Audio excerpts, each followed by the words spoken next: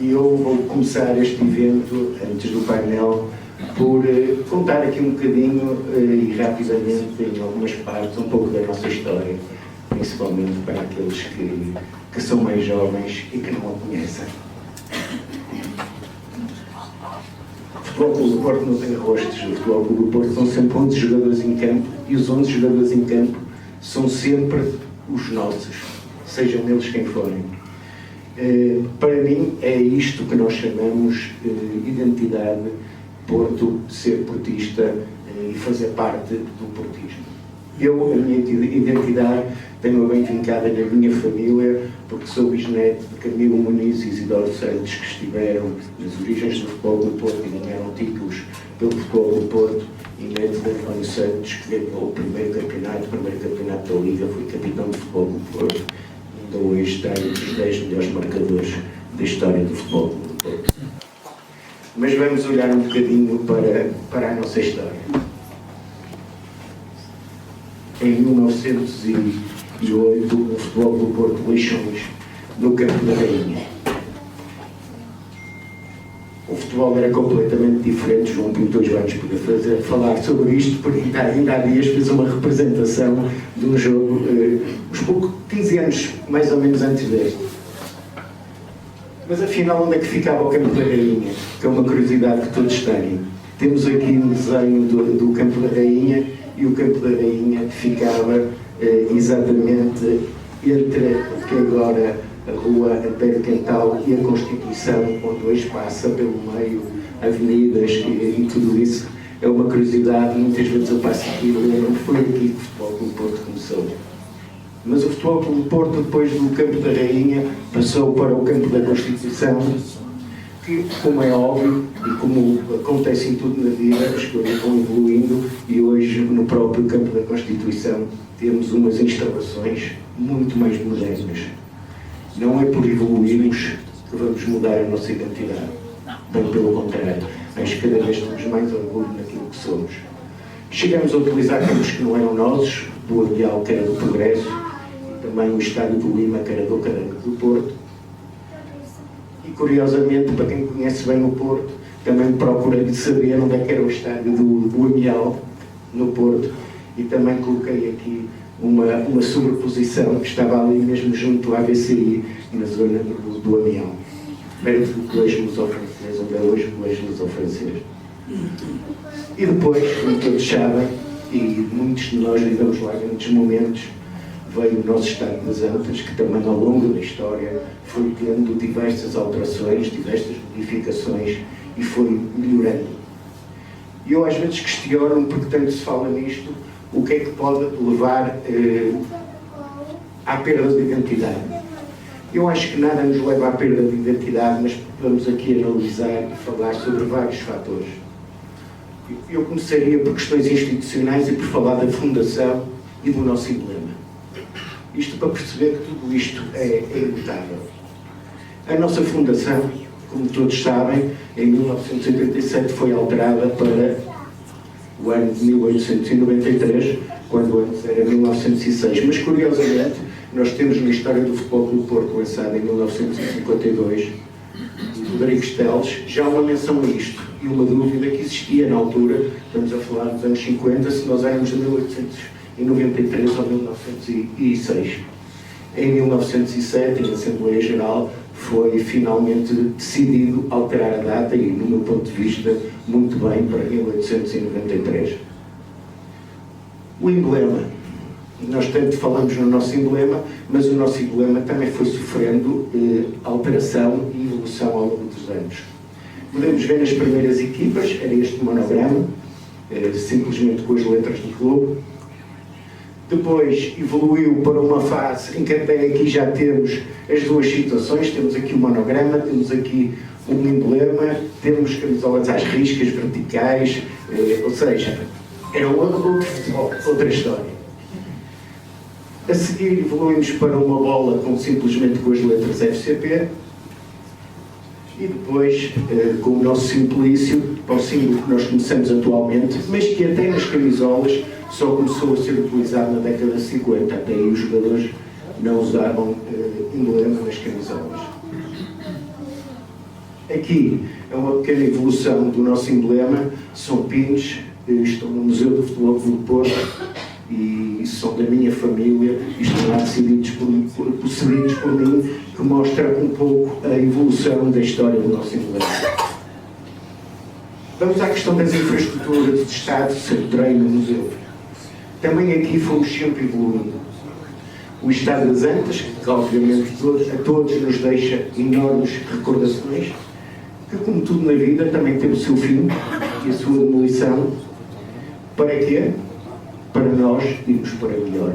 Por muito saudosismo que se tenha, é óbvio que não é a mesma coisa que o Estádio do Dragão. E curiosamente, provavelmente, fomos um dos únicos clubes do mundo, se calhar, a ter 2 estádios em perfeito funcionamento em simultâneo, a poderem receber jogos oficiais, como nos aconteceu em finais de 2003. E depois, aquilo que todos nos orgulham, e que hoje é a nossa casa, o nosso dragão, que é um orgulho para todos nós e que, curiosamente, apesar de termos mudado para o Estado do Dragão, ainda fomos ganhando mais e mais que o Estado do Dragão. Basta pensar no jogo com o Manchester United para a Liga dos Campeões e o conquistamos logo no primeiro ano em que tivemos o Estado do Dragão. O nosso centro de treinos, hoje se tem falado, mas eu acho que precisamos de mais condições. Sim, é verdade, mas acho que, apesar de tudo, temos um espaço que, numa vista aérea, nos tem que orgulhar a todos.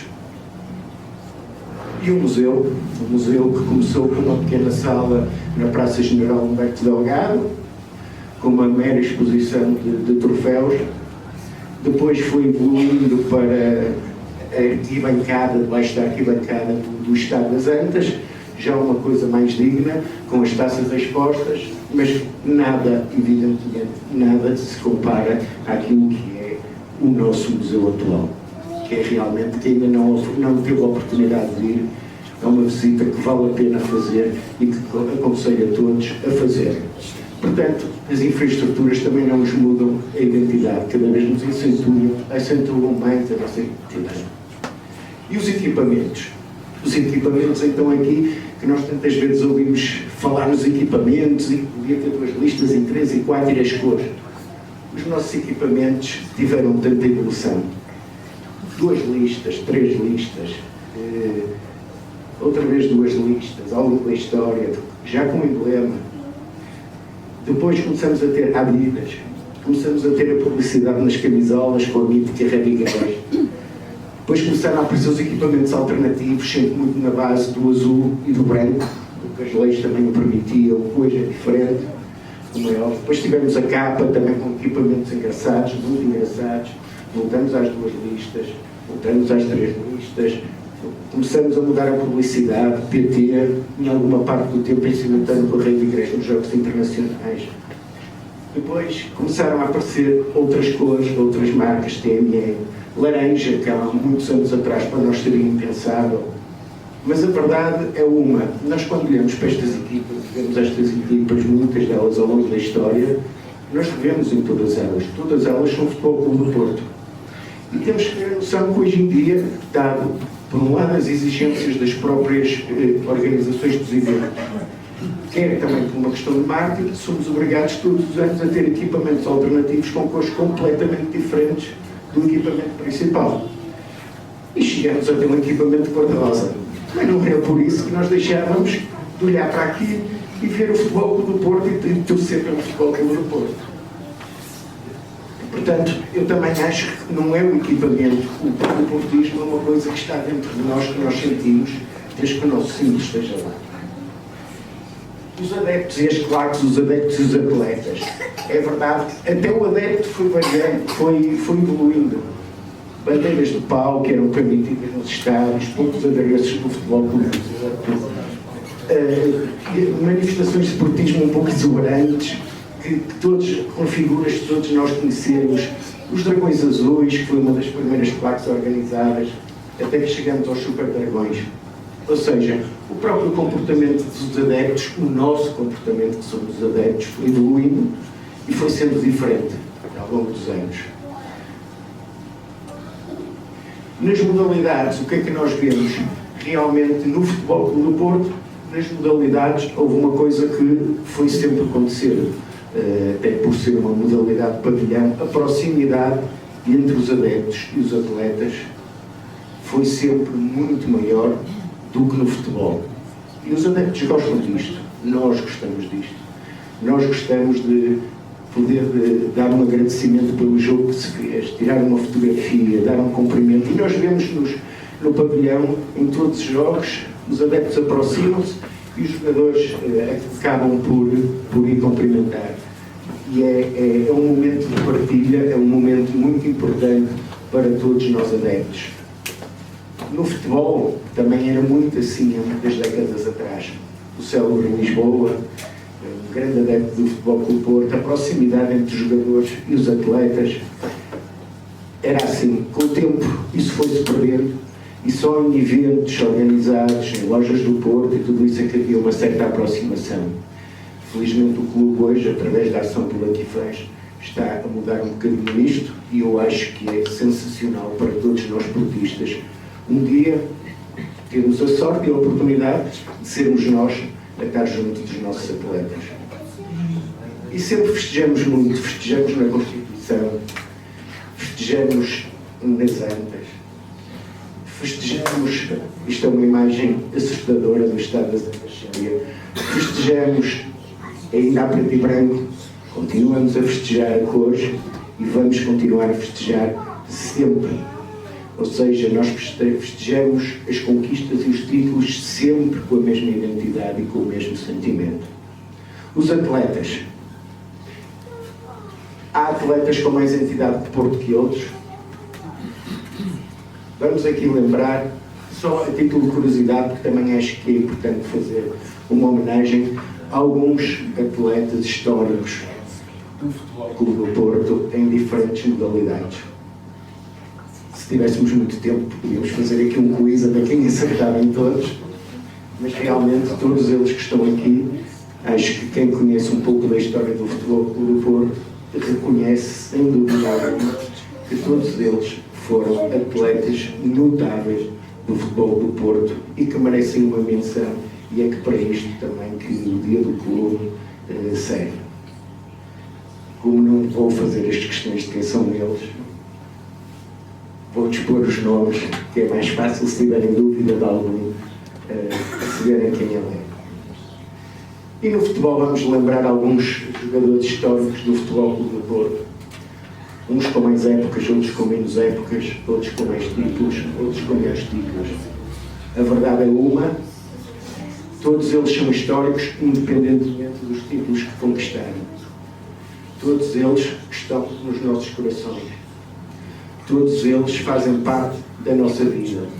E outro fator também que me parece que é importante nós percebermos aqui é que quanto mais vintage e antigas parecem as fotos, menos títulos tinham, e isso demonstra aquilo que nós nos temos tornado nas últimas décadas, e também, outra coisa que é muito importante, mais épocas tinham no Futebol Clube do Porto, e isso deve nos encher de orgulho por o caminho que temos traçado nos últimos anos, que é um caminho de grande sucesso. Acho que passar aqui alguns nomes, provavelmente muitos alguns conhecem, outros nem tanto, mas que todos eles, sem dúvida alguma, marcaram um momento da história do Futebol Clube do Porto.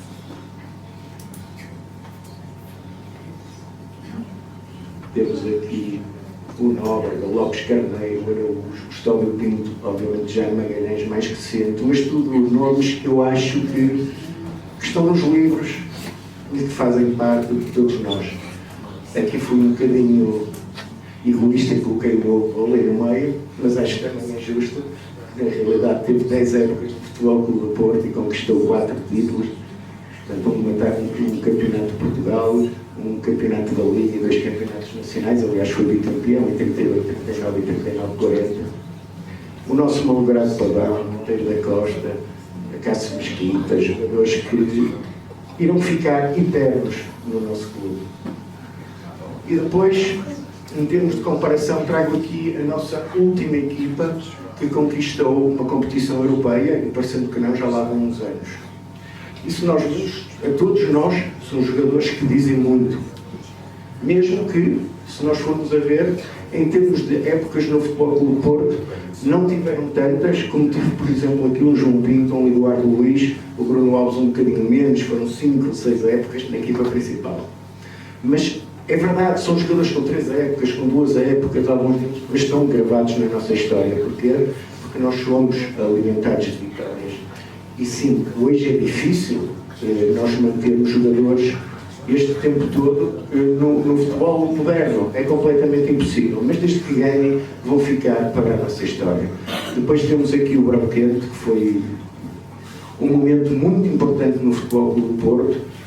Eu não vou falar sobre o Branquente, só vou perguntar se acreditam que hoje seria possível, porque hoje ouve-se falar tanta coisa. Sim, o Branquente foi sim, aqui foi um verdadeiro problema no Futebol Clube Porto, que aconteceu para nós passarmos para patamares superiores. Isto daria outra apresentação, eu vou passar por cima disto.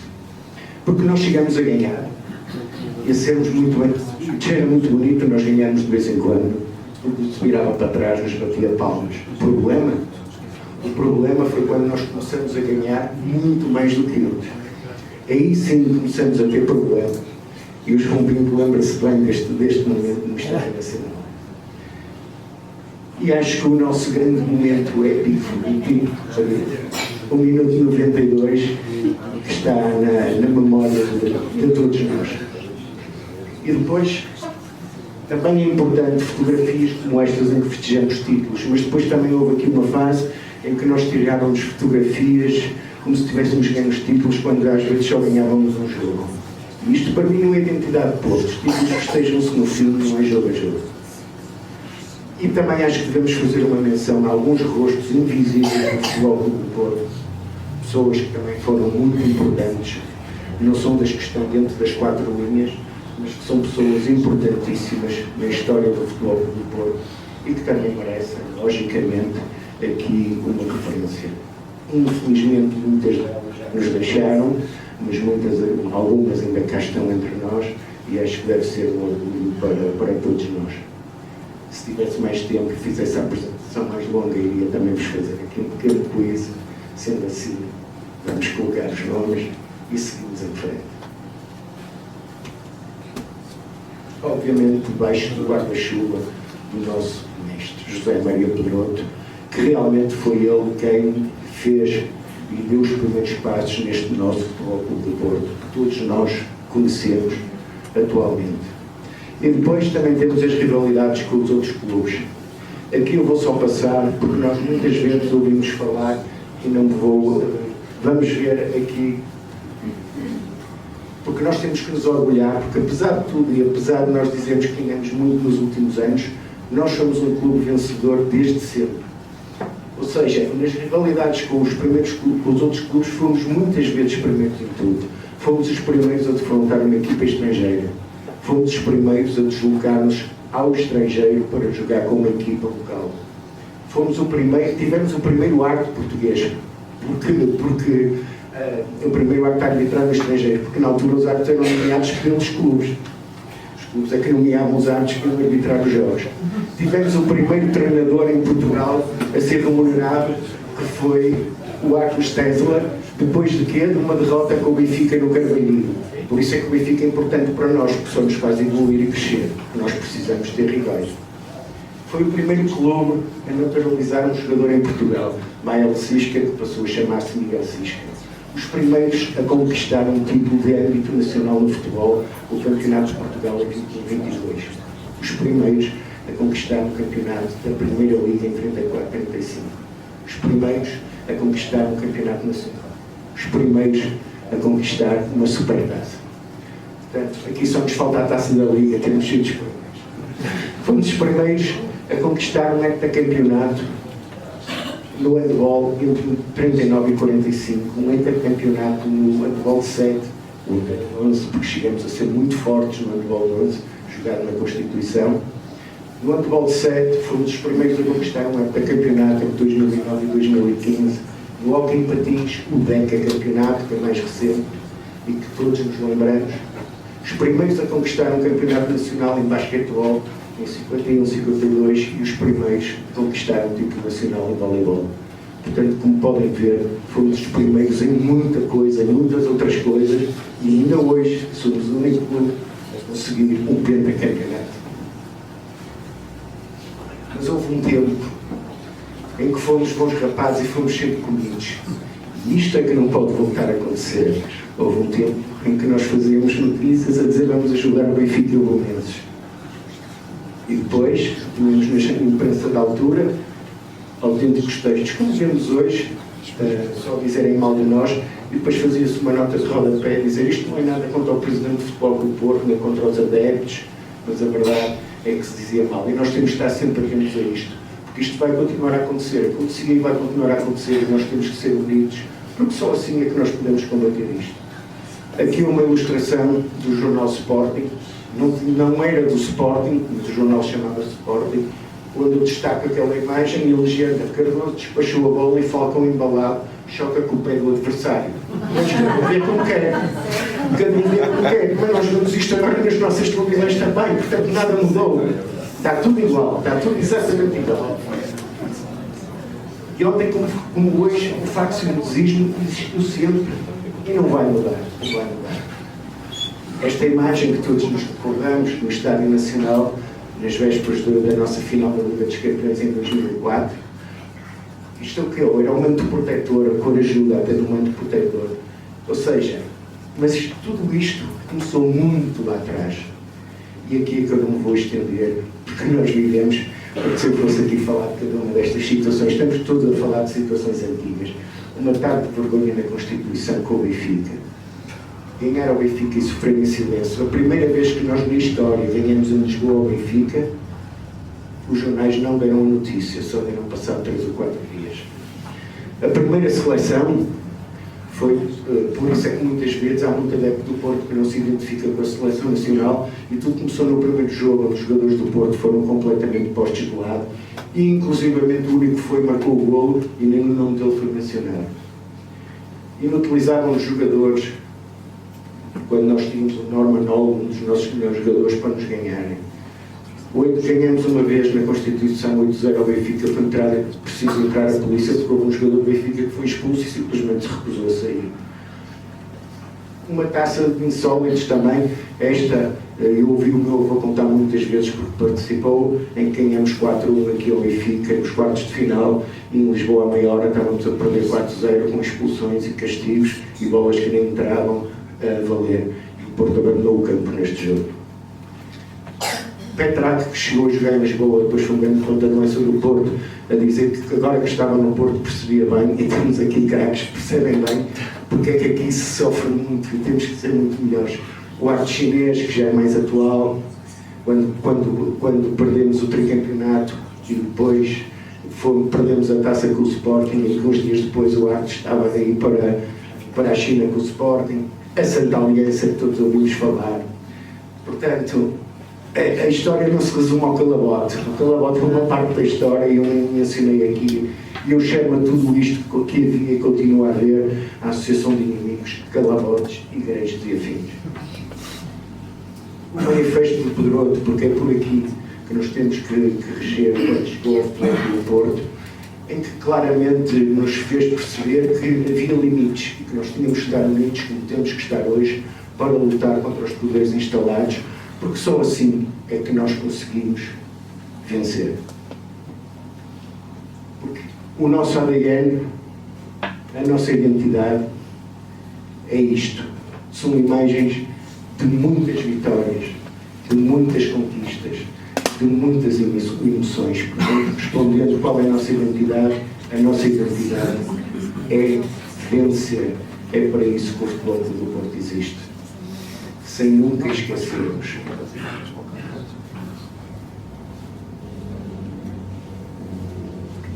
Todas estas palavras que são importantes para nós: vitória, paixão, golos, trabalho de equipa, rigor, competência, qualidade, ambição, profissionalismo, conquistas, compromisso com o Futebol do Porto.